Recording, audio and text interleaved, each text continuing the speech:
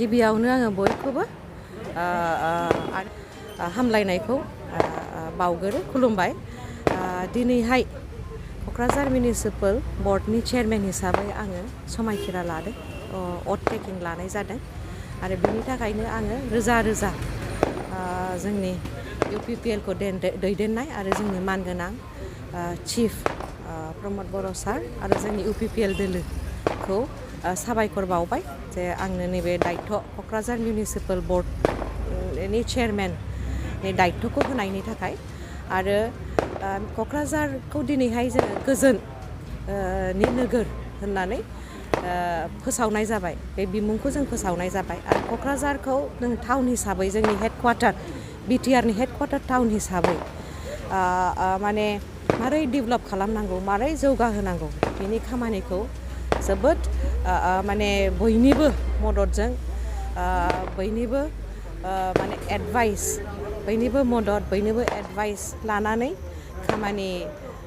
मावनो दिनै आवगायदों, आगान सुरदों आरो जोंनावहाय बेहाय गोबां खामानि मावनांगौ दङ। जोंहा ड्रेन सिस्टेमखौ थिग खालामनांगौ दङ, लामा गोबां दङ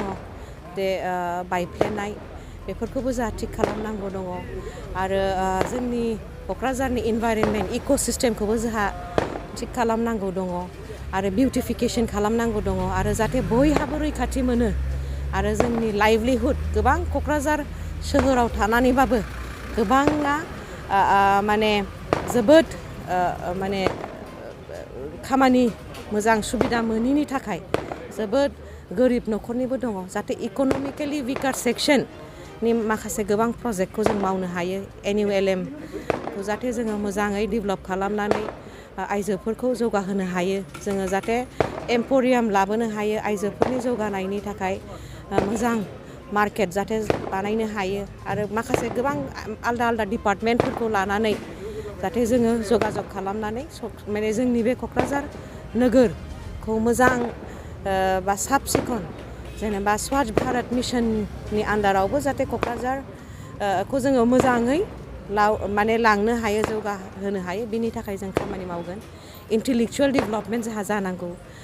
आरो गथ' गथायफ्रा मोजां सुबिदा मोननांगौ, मोजां क्लाब फैनांगौ बाहाय आरो पार्क थानांगौ आरो गथ' गथायफ्रा दिनैनि दिनाव बिराद टेलेन्टेड, बिराद रोंगौथि दङ, खिन्थु जों सुबिदा होनो हायैयावसो माने आन्दायनानै थायो।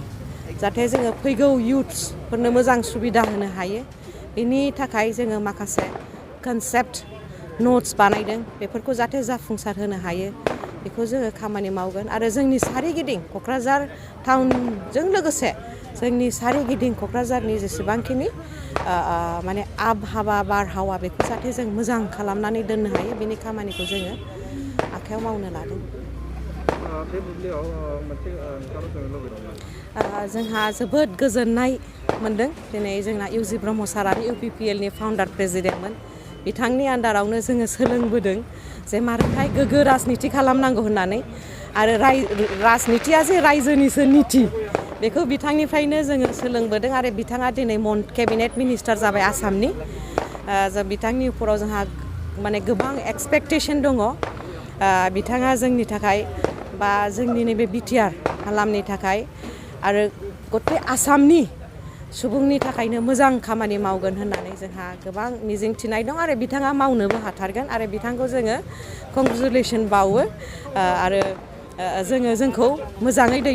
दैदेननायनि थाखायबो बिथांखौ जोङो खर' गंग्लायनानै साबायखर बावो।